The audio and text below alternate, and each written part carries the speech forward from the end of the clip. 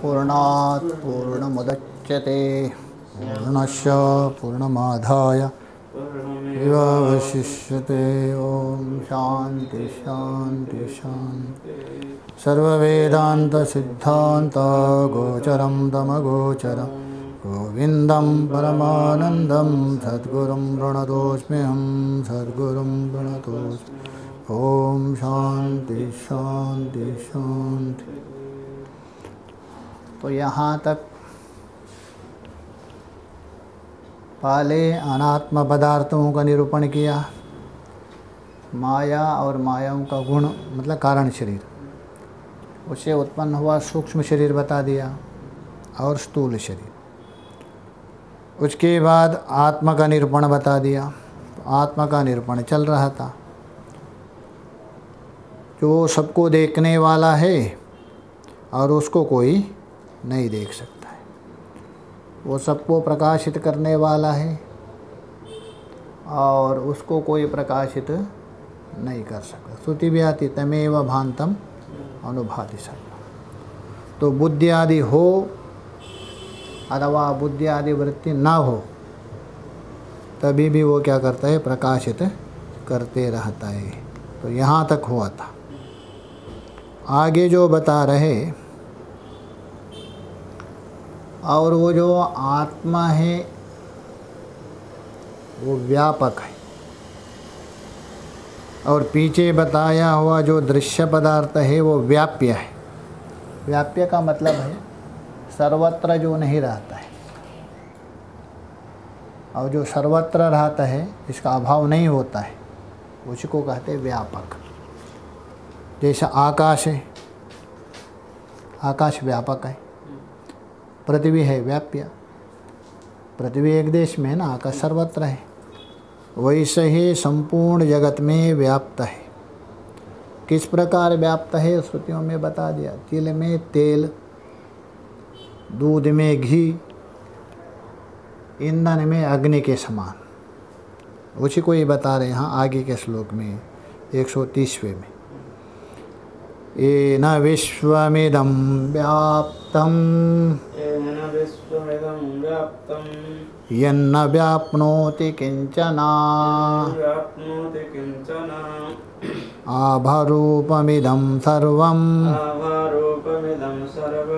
यं भान्तामनुभात्ययम्।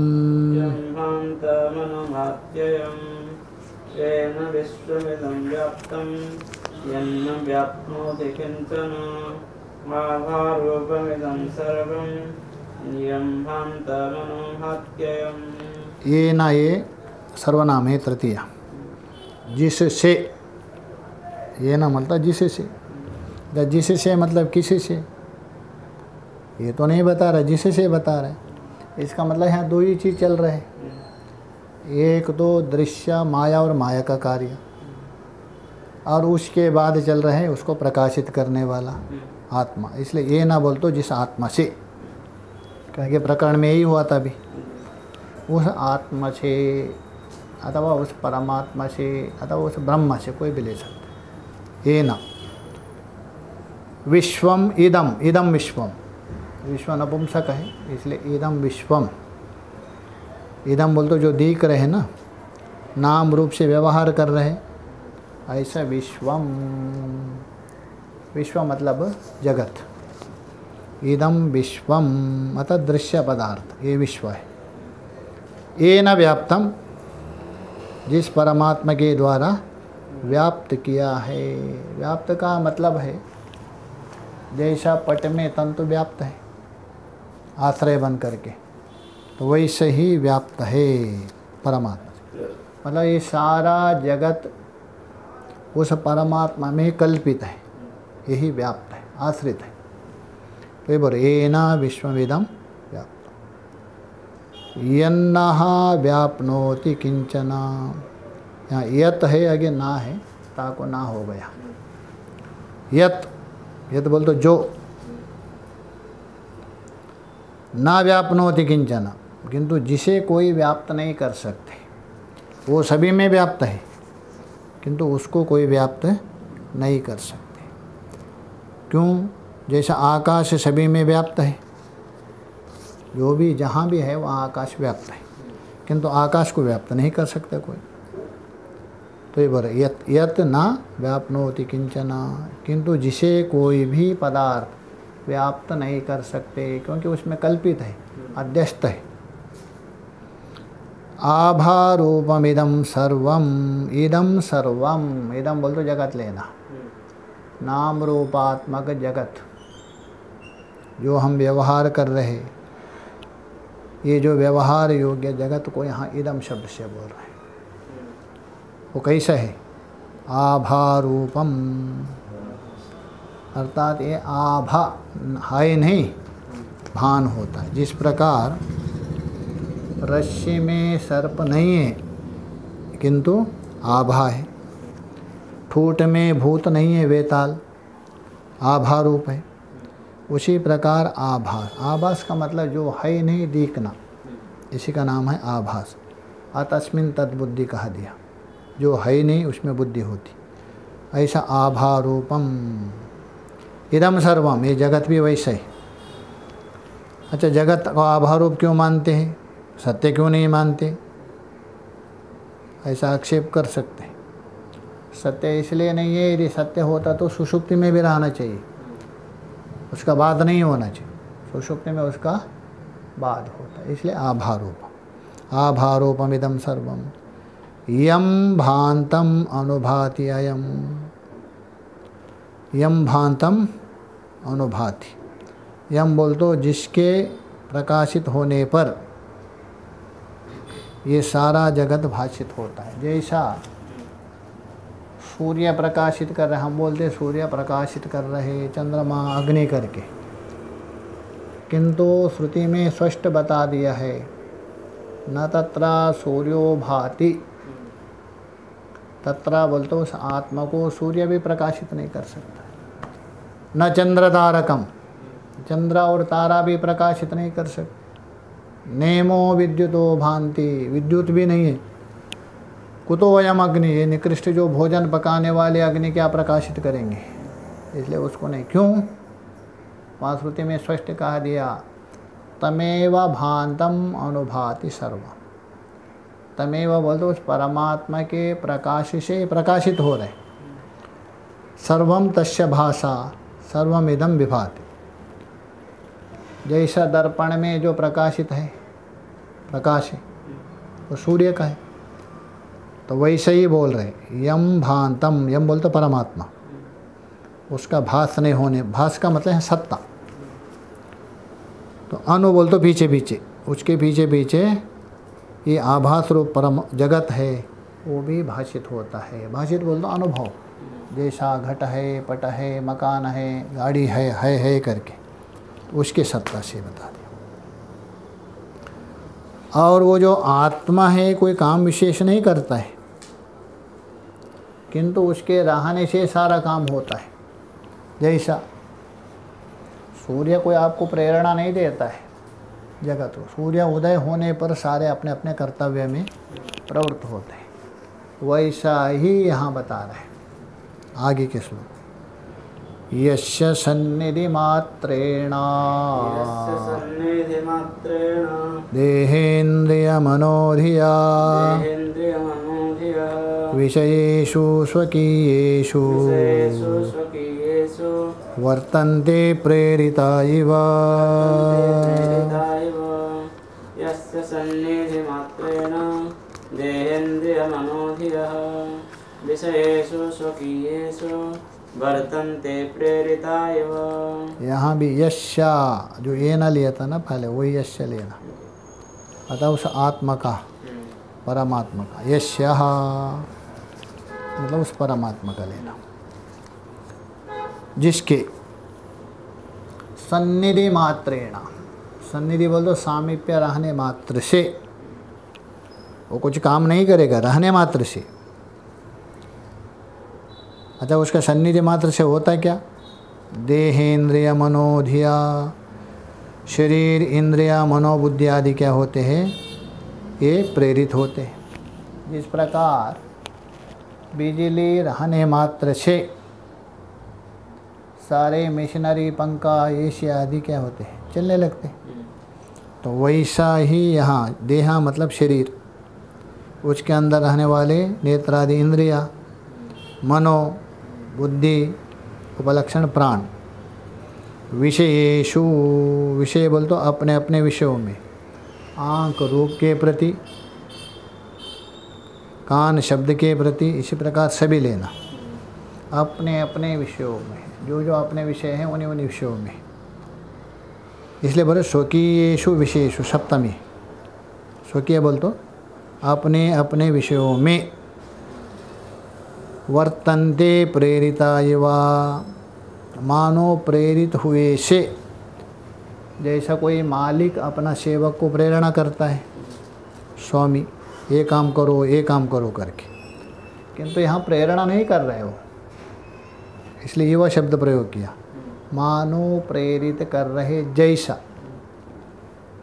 तो प्रेरित हुए से कौन, देहा इंद्रिया मन, वो अपने अपने विषयों में काम करते। जैसा चुंबक रहने मात्र से क्या होता है, लोहा को खींचता है और कुछ नहीं करता, चुंबक यदि रहने पर लोहा खींचा जाता है।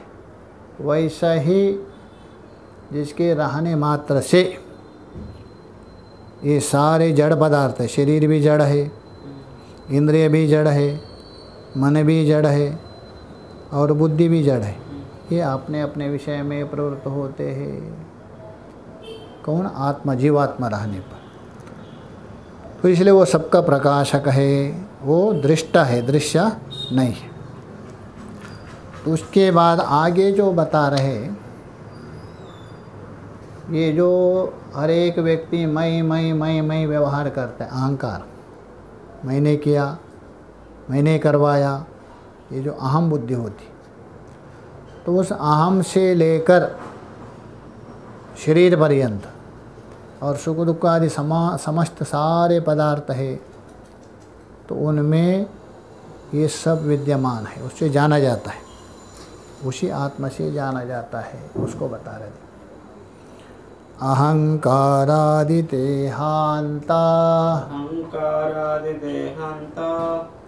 विषयाश्च सुखादयः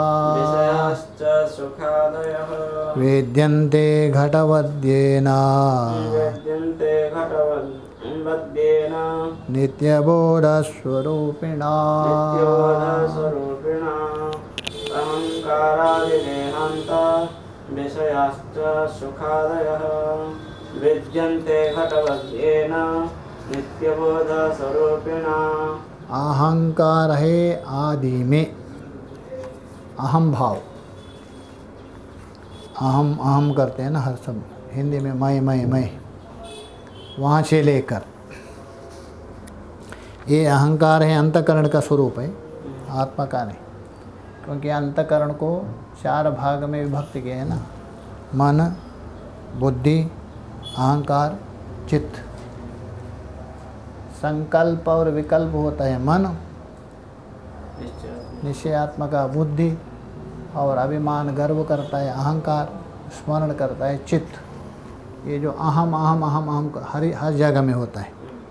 तो वहाँ से लेकर अहंकार है आदि, बहुरी समास, अहंकार है आदि में जिसका, और उससे धीरे धीरे बाहर आ जाइए। अंतिम में कहा देहांतः, शरीर पर्यंत।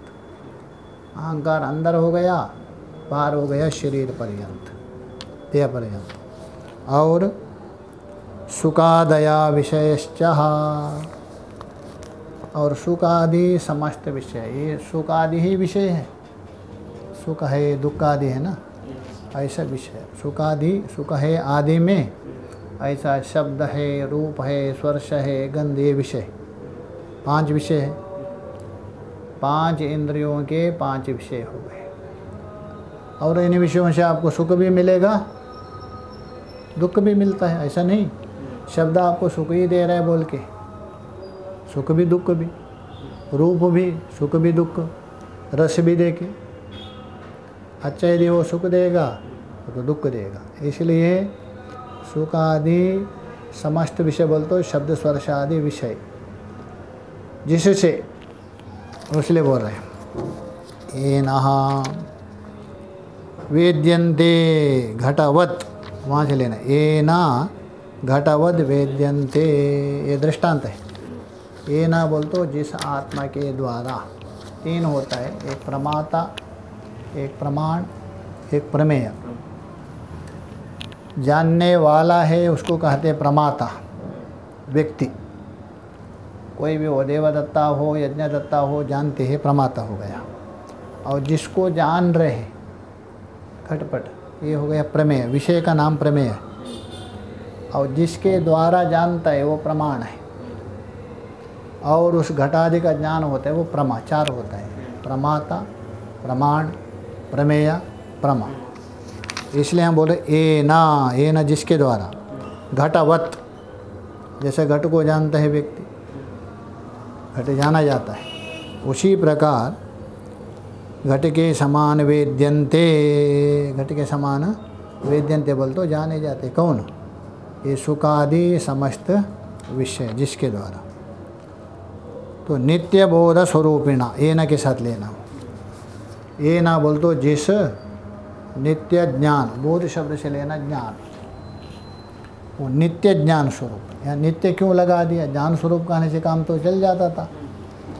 तो नित्य ज्ञान स्वरूप कहने से बुद्धि वृत्ति को भी ज्ञान माना है। दो ज्ञान है, एक वृत्त्यात्मक ज्ञान, एक स्वरूपात्मक ज्ञान। वृत्त्यात्मक जो ज्ञान है ना, बुद्धि को लेके होता है। जैसे घट को जानता हूँ, पट को जानता हूँ, ये घट है उसको मैं जानता हूँ। तो जैसा घट है, पट है, घटम जानामि, पटम जानामि होता है। और इन सबका पीछे एक ज्ञान है, घट ज्ञान को भी जानने वाला, पट ज्ञान को भी जानने वाला। ये हो गया बोधात्मक ज्ञान, नित्य ज्ञान। इसलिए बता रहे नित्य ज्ञान स्वरूप, मतलब बुद्धि वृत्ति को व्यावृत्त करने के लिए बता दिया। तो उस नित्य ज्ञान स्वरूप के द्वारा ही घटादि के समान जाने जाते। कौन? ये विषय और सुख आदि। और वो कैसा है? अखंडानुभव स्वरूप है और इंद्रियादियों का विषय नहीं है, उसी के द्वारा सब चलता है, उसको बता रहे हैं। एषोऽन्तरात्म पुरुषः पुराणो निरन्तराखण्ड सुखानुभूतिः सदेकरूपा प्रतिबोधमात्रो येनेशिता वागसावश्चरन्ति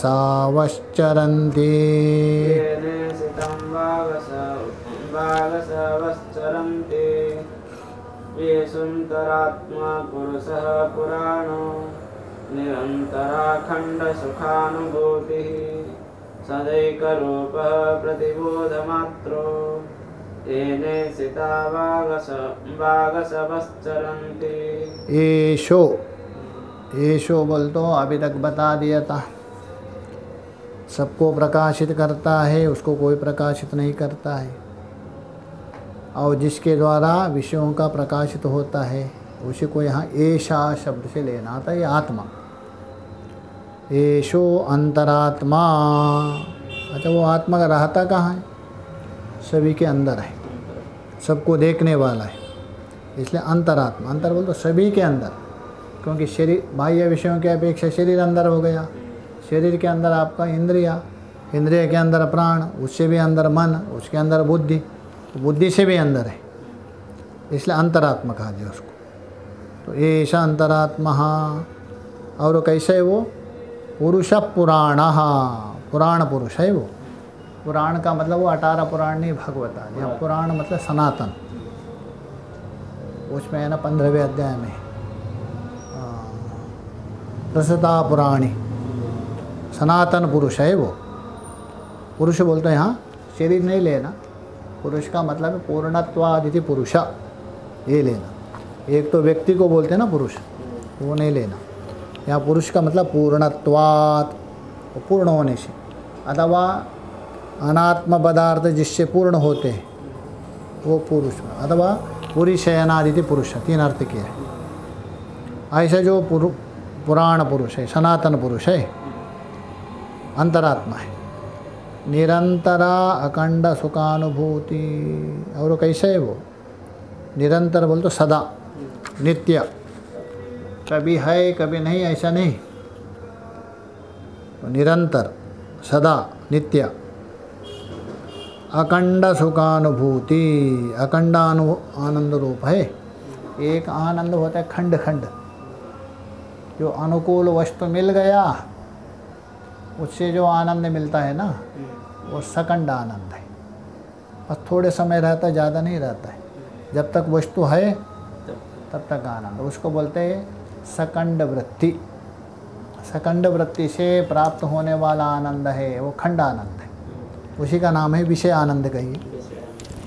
और अखंडाकार वृत्ति के द्वारा ब्रह्माकार जो आनंद मिलता है वो अखंड आनंद कहते हैं, और स्वरूप है, वही बोल रहे अखंडाना अखंडा सुखानुभूति। सदा एक रूप है वो। जो सकंड आनंद है एक रूप नहीं है, वो बदलते रहता है जैसा अनुकूल के अनुसार। और एक रूप है, सदा एक रस है, क्योंकि एक होने से एक ही रूप रहेगा, तो इसलिए बोला सदा एक स्वरूप है, तो इसलिए बोला सदा और एक है, सदैक हो गया, वृद्धि हो गई, सदा एक स्वरूप है। प्रतिबोध मात्रा। अच्छा, इस आपने कहा सदा एक स्वरूप बता दिया, तो एक है क्यों ना? तो बोल तो प्रतिबोध मात्रा, प्रत्येक बोध के पीछे बोध हो रहा है वो। बोधम बोधम प्रतिबोधम विदितम, केनोपनिषद में बताया। जैसे घट जानता हूँ, पट जानता हूँ, मट जानता हूँ, हर एक बोध में हो रहा है, प्रत्येक बोध के पीछे बोध हो रहा है, उसी का नाम है बोध मात्रा, प्रतिबोध। तो प्रतिबोध मात्रा, प्रत्येक वस्तुओं के पीछे आपको अनुभव हो रहा है, मतलब बोध मात्रा है, अनुभव मात्रा है। एन ईशिता वाग असो। एनहा बोल तो जिसके द्वारा, ईशित बोल तो प्रेरित होकर, वाग असो, असो असो वाग, इसलिए वाग असवच्चरति। वाग आदि इंद्रिय है ना, आसव ऐसे है ना, वाग और आसव दो लेना, वाग और असव, वाग असव नहीं, वाग हल है, वाग बोल तो वाग इंद्रिय, असवा बोल तो प्राण, असु असु असव, प्राण का नाम है असु, असु असु असव दो है, वाग और असवा च, वाग असवः चरन्ति।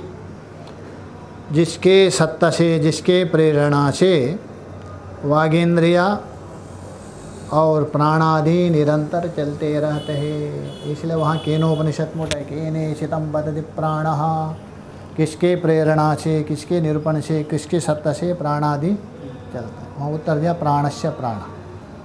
मतलब प्राणादि केवल मात्र नहीं लेना, केवल वाणी और प्राणी चल रहे मात्र नहीं, जिसके प्रेरणा से, जिसके सत्ता से वाग इंद्रिया, प्राण, मन, बुद्धि, शरीर सब लेना है, सब उससे निरंतर चलता मिलता है, क्रिया होती रहती है, उसमें क्रिया चलती रहती है।